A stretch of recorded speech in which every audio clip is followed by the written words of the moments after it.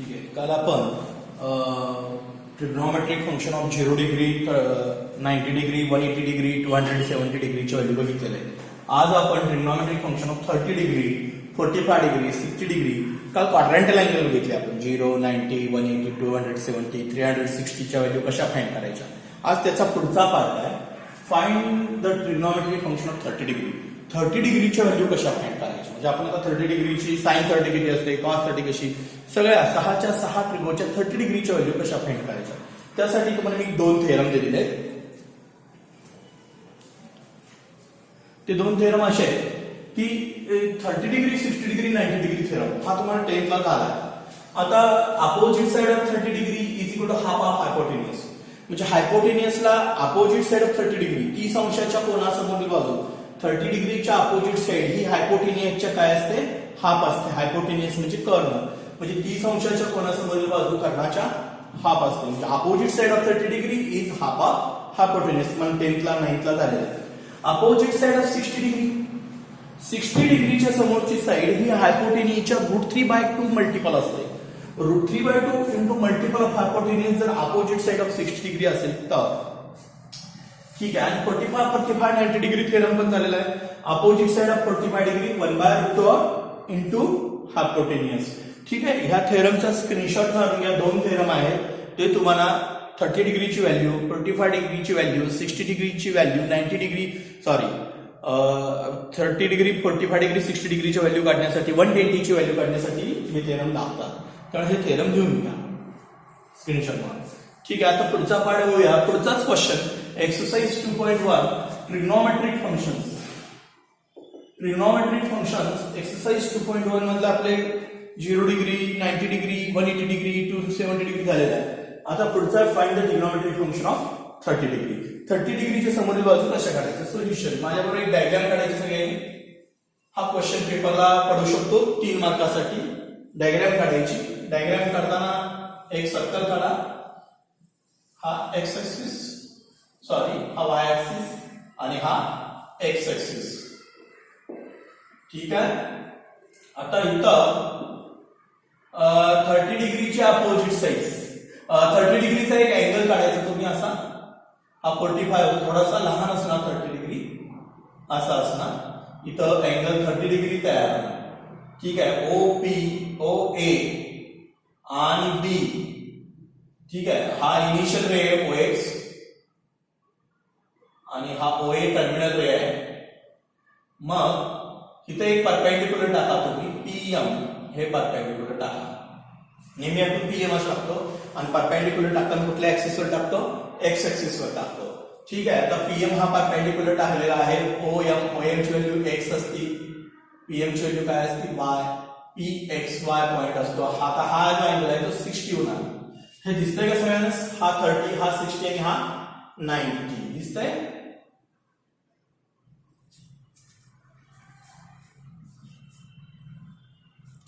हा ठीक आहे. हा 30 आहे, हा 60 आहे आणि हा 90 आहे. मी काय करतो, आर इज इक्वल टू आपण काय करूया, consider a standard unit circle. Consider a standard unit circle. ठीक आहे. with center O. त्या सर्कलचा सेंटर काय आहे, O आहे. with center O.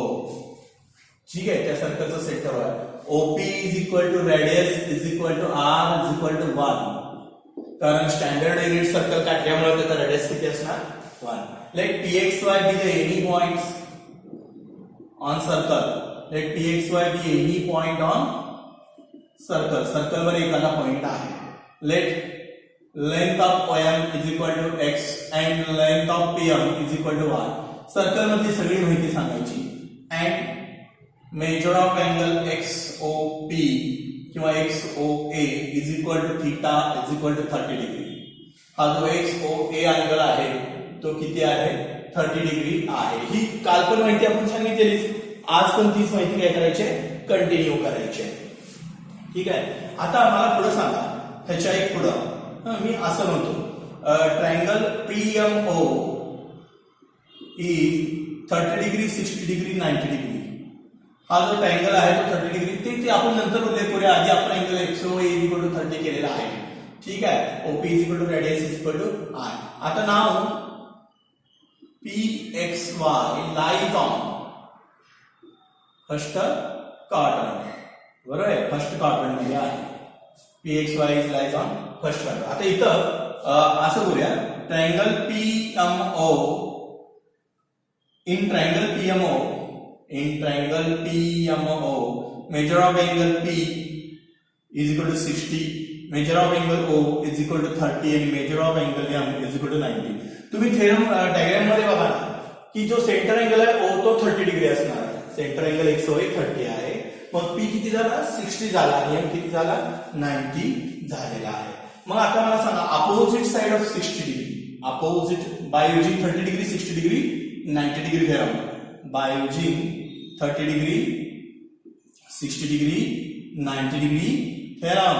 60 degree 30 degree 90 degree theorem काय आहे तर opposite side of 30 degree is equal to half into hypotenuse. Opposite side of 30 degree म्हणजे half into PM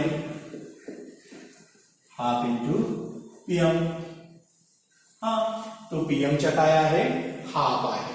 ठीक आहे. आता opposite side of 30 degree is half into हायपोटेन्यूस OP आहे त्याचा. Sorry हायपोटेन्यूस काय OP आहे. ठीक आहे. मग OP ची व्हॅल्यू किती आहे 1. तर OP is equal to R is equal to radius. OP हा तुमचा सर्कलचा काय रेडियस आहे. आपण स्टँडर्ड रेडियस सर्कल घेतलंय. मग अपोजिट साइड ऑफ 30 डिग्री किती आली X. Y बरोबर किती आला हाफ. Y बरोबर किती आला opposite side of 30 degree Y आहे ना. नीट डायग्राम मध्ये बघा अपोजिट साइड ऑफ 30 डिग्री हा Y आहे. 30 डिग्रीच्या अपोजिट. थोडंसं झूम करून तुम्हाला डायग्राम दाखवतो मी. अशी डायग्राम आहे. PMO हा 30 डिग्री आहे. हा 60 डिग्री आहे आणि हा 90 डिग्री आहे. 30 डिग्रीच्या अपोजिट कोण आहे PM. 30 डिग्रीच्या अपोजिट कोण आहे PM आणि PM कोण आहे Y. PM कोण आहे Y. Length of PM Y length of X म्हणजे Y ची व्हॅल्यू 1/2 आणि opposite side of 60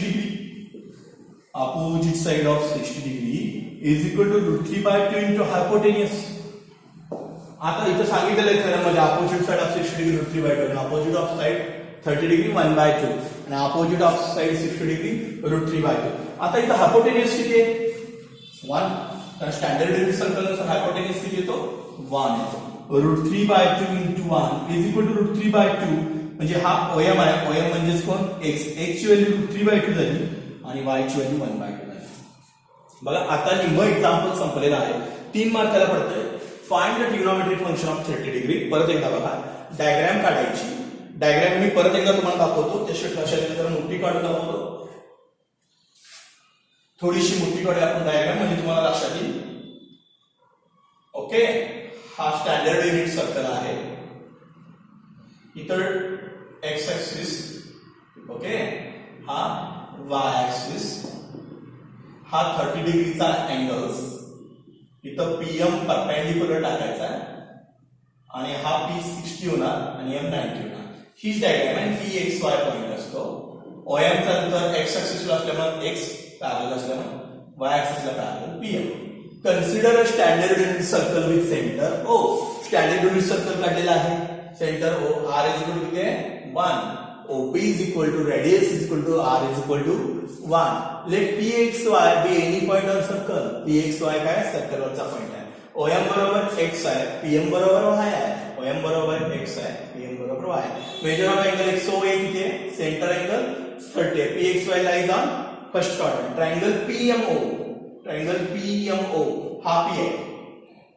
triangle PMO measure of angle P 60, measure of angle 30, measure of angle 90 by using 30 degree 60 degree 90 degree theorem. हा theorem तुम्हाला 10th ला झालेला आहे. त्याच्यामध्ये मी काय सांगितलंय opposite side of 30 degree half of हायपोटेन्यूस. Opposite of 30 degree half into हायपोटेन्यूस. हायपोटेन्यूस कोण आहे त्यांचा इथं कर्व OP. OP ची व्हॅल्यू किती आहे R म्हणजे किती आहे 1. स्टँडर्ड युनिट सर्कल आणि अपोजिट साइड ऑफ 30 डिग्री कोण आहे PM आणि PM म्हणजेच कोण आहे Y म्हणून Y ची value 1/2. Opposite of side 60 degree कोण आहे OM. Opposite side of 60 degree OM. तो हायपोटेन्युस किती असतो √3/2 हायपोटेन्युस. थेरम मध्ये सांगितलं 8वी 9वी 10वीला √3/2 इंटू हायपोटेन्युस 1 आहे आणि √3/2. आता हे मी पुसतो. हे सगळ्यांनी स्क्रीनशॉट मारून लिहून घेतलेलं आहे असं कन्सिडर करून मी पुसतोय. आता इकडे प्रश्न आहे. but pxy lies on first quadrants. But pxy lies on first quadrants. Lies on first quadrants. pxy lies on कशामध्ये आहे फर्स्ट क्वाड्रंट मध्ये. त्यामुळे x is positive and y is positive. दोन्ही पण पॉझिटिव्ह येतात. x आणि y दोन्ही पण काय असणार पॉझिटिव्ह. कारण फर्स्ट क्वाड्रंट मधला पॉईंट कसा असतो प्लस प्लस. फर्स्ट क्वाड्रंट मधला पॉईंट काय असतो प्लस प्लस फर्स्ट क्वाड्रंट मधला.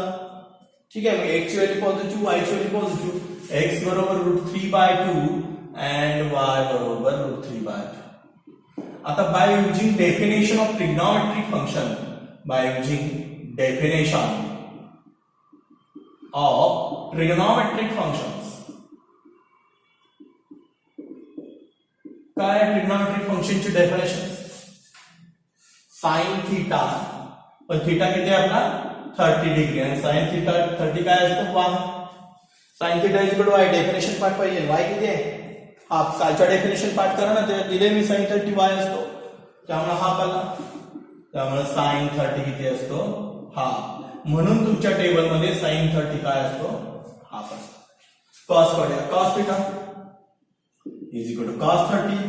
Cos is equal to x actually √3/2. त्यामुळे कॉस 30 किती असतो √3/2 असतो. कॉस 30 किती असतो √3/2. कॉस थीटा x आहे ना. थीटा आपला 30 डिग्री आहे म्हणजे सेंटर अँगल्स.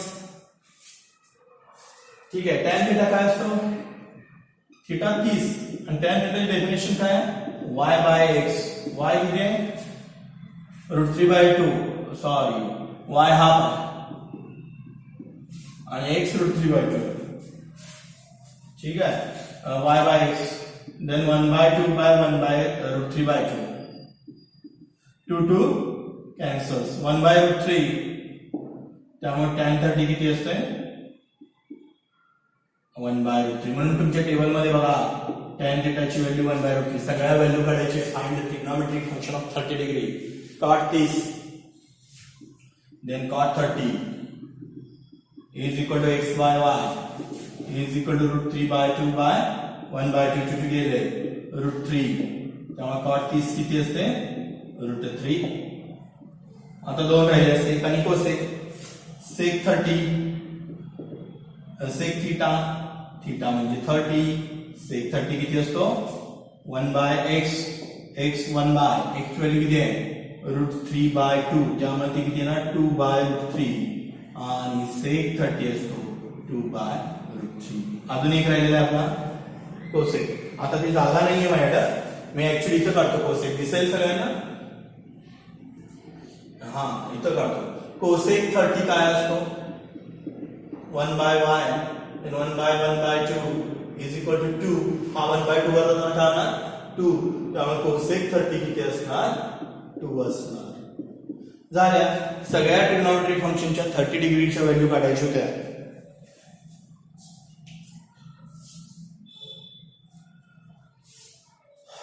परत एकदा लक्ष द्या. खूप सोपं आहे. Find the trigonometric functions of 30 degree. पहिल्यांदा कन्सिडर करताना स्टँडर्ड युनिट सर्कल घ्यायचा. Consider standard unit circle with centre O. OP is equal to radius R is equal to 1. त्यामुळे OP 1 आहे. PXY with any point on circle. Measure of angle OMX PMY. ही theory तुम्हाला लिहिता आली पाहिजे. तुमच्या language मध्ये द्या पण लिहिता आली पाहिजे. मेजर ऑफ अँगल XOA किंवा XOP. ठीक आहे. इतर हे आहे XOA किती आहे 30 डिग्री. PXY ला फर्स्ट क्वाड्रंट. ट्रायंगल PMY काय झाला centre angle of 30. Measure of angle P60 M90 by 30 degree 60 degree 90 degree theorems. 10वीला हा थेरम झालाय. Opposite side of 30 degree half into hypotenuse. Hypotenuse OP आहे. OP म्हणजे 1. y ची value 1/2. Opposite side of 60 degree तर 60 degree आहे. त्याचा opposite कोण आहे OM. म्हणून OM √3/2 इंटू 1 म्हणजे √3/2. आता हे दोन्ही x आणि y कुठल्या क्वाड्रंट मध्ये फर्स्ट क्वाड्रंट मध्ये. x आणि y दोन्ही पण काय पॉझिटिव्ह आहे. फर्स्ट क्वाड्रंट मध्ये सगळ्या व्हॅल्यू पॉझिटिव्ह असतात. By using definition of trigonometric function sin theta sin 30 1/2 cos 30 x equal to root 3 by 2, tan 30 y by x, to take 1 by root 3, tan 30 1 by root 3, cot 30 x by y, x वर्ग इथं root 3 by 2 1 by 2 to cancel root 3, cot 30 is equal to root 3, sec 30 1 by x 1 by root 3 2 by root 3 येणार. ठीक आहे. आणि cosec 30 किती येणार 2. हा 1 by y ह्याला 30 डिग्रीच्या व्हॅल्यू व्यवस्थित लिहून घ्या, काही प्रॉब्लेम नाही. आता आपण कशा 60 डिग्रीच्या बघणार आहे. 60 डिग्रीची व्हॅल्यू कशा काढायच्या. नेक्स्ट क्वेश्चन आहे सगळं ते बुक मध्ये आहे तुमच्या एक्सरसाइज 2.1 मध्ये. Find the trigonometric function of 60 degree. इथं अँगल काढताना आपण आता 60 डिग्रीचा अँगल काढायचा. सेंटर अँगल 60 डिग्री पाहिजे. सेंटर अँगल किती पाहिजे 60 डिग्री. हा तुमचा सर्कल नेहमीप्रमाणे 60 डिग्री इथे येणार. ओके 90 थोडंसं कमी असणार, हा 90 असणार, तर थोडंसं कमी 60 डिग्री काढायचं. PXY हा सेंटर अँगल 60 आहे म्हणजे हा किती असणार 30 आणि हा परपेंडिक्युलर म्हणजे 90. PM परपेंडिक्युलर, OM चं अंतर x, PM चं अंतर y. संपली डायग्राम. सेंटर अँगल 60 चा काढलाय, हा 30 झाला. हा consider a standard unit circle. तुम्हाला 30 डिग्री लक्षात आला असेल तर 60 डिग्री इजी पण लक्षात येते बघा. Consider a standard unit circle with centre OP is equal to radius is equal to R is equal to 1. ठीक है. Let PXY to be the any point on circle. Let OM is equal to x, PM is equal to measure of angle x. So O angle center है 60. एवढाच एक point बदलतो 60. PXY ला एकदम first quadrant. इथं मात्र O angle तुमचा 60 होतो, P अँगल 30 होतो आणि M 90 असणार. By using 30 degree 60 degree 90 degree fair. इथपर्यंत तुम्ही सेमच येत आहे. इथपर्यंत तुम्ही सेम येता. आता इथून पुढे थेरम वापरायचा. Opposite side of 30 degree half into hypotenuse. Okay अतिशय इंटरेस्टिंग आहे लक्षात. मग हायपोटेनियस कोण आहे तुमचा OP is equal to R is equal to 1. पण अपोजिट साइड ऑफ 30 डिग्री कोण आहे OM आणि OM म्हणजे x म्हणजे x ची व्हॅल्यू 1/2 आहे. मगाशी 30 डिग्री मध्ये y ची व्हॅल्यू 1/2 येते, 60 डिग्री मध्ये x ची व्हॅल्यू 1/2 येते. फरक लक्षात घ्या. का असं झालं तर अपोजिट साइड ऑफ 30 डिग्री बदलला OM.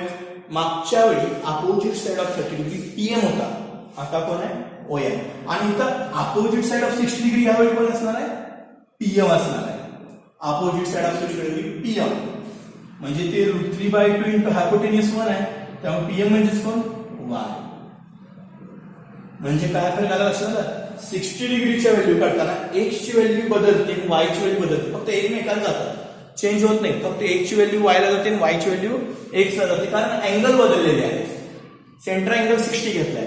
मागल्या एक्झाम्पल मध्ये सेंटर अँगल आपण 30 घेतलं. ह्या एक्झाम्पल मध्ये सेंटर अँगल कोण घेतलाय 60. त्यामुळे PM ची व्हॅल्यू x ला जाते, x ची व्हॅल्यू y ला जाते. बाकीचा काही फरक नाही, ते x आणि y ची व्हॅल्यू बदलतात. PXY ला जाऊन फर्स्ट काढलं. x is positive, y is positive, त्यामुळे ते x 1/2 होणार आणि y होणार √3/2 बदलणार. समजलं 60 डिग्रीच्या काढत असताना. अतिशय इंटरेस्टिंग आहे. डायग्रामवर सगळं डिपेंड आहे. By definition of trigonometric function sin 60 होणार. 30 च्या ऐवजी काय होणार 60. sin 60 y, पण y ची व्हॅल्यू बदलल्या √3/2 म्हणून sin 60 किती असतो √3/2. तुम्ही टेबल मध्ये बघा कसं असतं. ठीक आहे. sin 60 बघा टेबल मध्ये. तुम्ही टेबल मध्ये बघितलं तर तुमच्या लक्षात येईल sin 30 1/2 असते, sin 60 √3/2 असते. cos 60 x 1/2, त्यामुळे cos 60 किती असते 1/2 असते. cos 60 किती असते 1/2. बदलत जातं. डेफिनेशन पार्ट पाहिजे. tan थीटा फॉर्म्युला काय tan theta is equal to tan 60 is equal to y by x. y प्रथम x नंतर y किती आहे आपला √3/2 आणि x आहे 1/2 टू कॅन्सल्स √3 म्हणून tan 60 √3 असते. म्हणून tan 60 किती असते √3. cot 60 डेफिनेशन वापरा, काही प्रॉब्लेम्स नाहीये. cot 60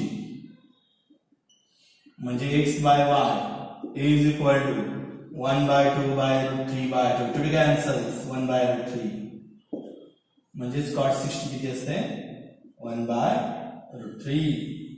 आता दोन राहिल्या सेक आणि कोसेक. जागा नसल्यामुळे मी इकडे देतो, तुम्हाला दिसतं इकडचं. आता sec 60 किती असते बघा, sec theta is equal to sec 60 is equal to 1 by x is equal to 1 by 2 is equal to 2, sec 60 असते 2. आणि last one cosec theta is equal to cosec 60 is equal to 1 by y is equal to 1 by root 3 by 2. हे root 3 by 2 बरोबर काय होणार, 2 by root 3. हे cosec 60 असते. हे काय असतंय, cosec 60. समजला. 30 डिग्री 60 डिग्री 90 डिग्री थेरम ना आपण 30 डिग्रीच्या आणि 60 डिग्रीच्या व्हॅल्यू काढतो.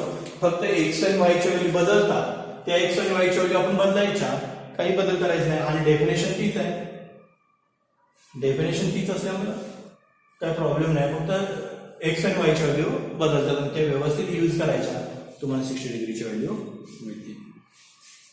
कारण 30 डिग्री 60 डिग्री 90 डिग्री थेरममध्ये 30 आणि 60 येतेच ना, फक्त व्हॅल्यू बदलतात, बाकीचं काही नाही. ते डायग्राम काढणे गरजेचं आहे. इथंपर्यंत आला की पुढे काही प्रॉब्लेमच नाही आहे.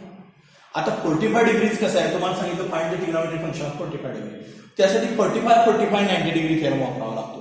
45 45 90 डिग्री थेरम वापरावा लागतो. ते आपण पुढच्या लेक्चरला बघूया. पण आता हा 30 डिग्री 60 डिग्री 90 डिग्री थेरम तुम्ही व्यवस्थित करून घ्यायचा. ह्याच्यात काही शंका असतील तर विचारा, व्यवस्थित सॉल्व्ह करा, काहीही प्रॉब्लेम्स येणार नाही. आज आपण 2 व्हॅल्यू बघितल्या, 30 डिग्री 60 डिग्री. उद्याच्याला 45 डिग्री बघूया. अजून पुढच्या व्हॅल्यू आहेत, निगेटिव्ह व्हॅल्यू आहेत, पॉझिटिव्ह व्हॅल्यू आहेत, ते संपूर्ण आपल्याला बघायचं आहे. समजलं नसेल तर हा व्हिडिओ अनेकदा तुम्ही टच करून बघा, काहीही प्रॉब्लेम्स नाही. काय शंका असतील तर पर्सनल व्हॉट्सअपवर विचारा. ओके.